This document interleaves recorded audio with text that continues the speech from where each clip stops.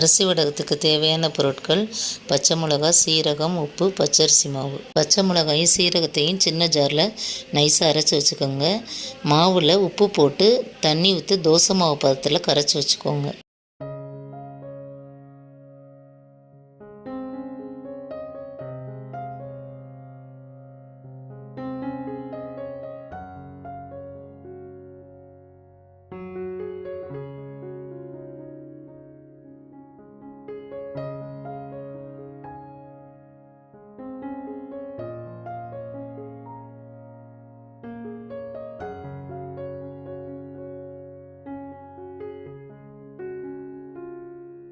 ஒரு அகலமான பாத்திரத்தை அடுப்பில் வச்சு தேவையான அளவு தண்ணி ஊற்றிக்கோங்க.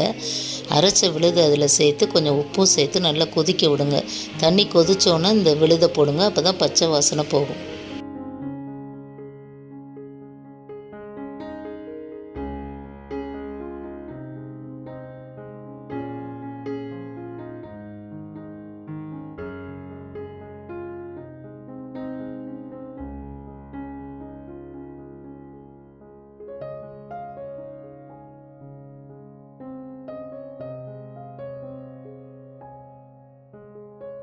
பச்சை வாசனை போனோன்னு நீங்கள் சிம்மில் வச்சுட்டு இந்த கரைச்சி வச்ச மாவு ஊற்றி கைவிடாமல் கிளறணும். ஒரு 1/4 மணி நேரத்தில் நல்லா வெந்துடும்.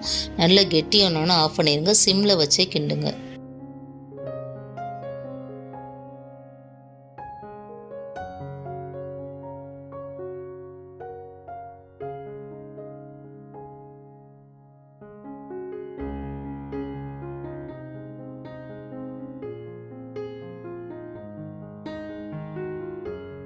நல்ல மாவு கெட்டியான பதத்துக்கு வந்த பிறகு நம்ம அடுப்பு ஆஃப் பண்ணிட்டு நம்ம மாடியில் கொண்டு போய் வச்சு புளியிற இடத்துல கொண்டு போய் இந்த சூட்டோடு கொண்டு போய் வச்சிரும். நாங்கள்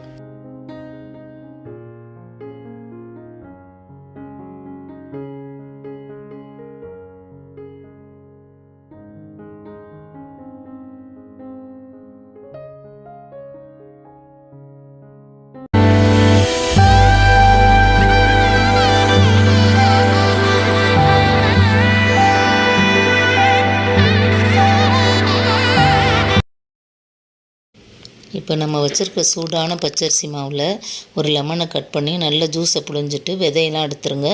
அந்த ஜூஸும் இந்த மாவையும் நல்லா கிளறிடுங்க, எல்லா இடமும் வர்ற மாதிரி.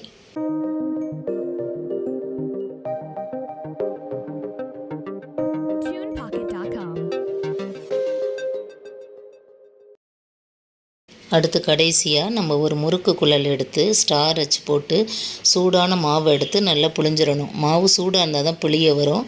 அதனால் ஒரு கரண்டி எடுத்து போட்டு டக்குன்னு புழிஞ்சிடுங்க. வாயில் சேலையோ வேஷ்டிலையோ புழிஞ்சு வைங்க. சாயந்தரம் ஒரு நாள் ஃபுல்லாக வெயிலில் காயட்டும். மறுநாள் சேலையை திருப்பி போட்டு தண்ணி தெளித்து எடுத்து ஒரு தாம்பாளத்தில் வச்சு மறுநாள் காய வைங்க. வடகம் தயார்.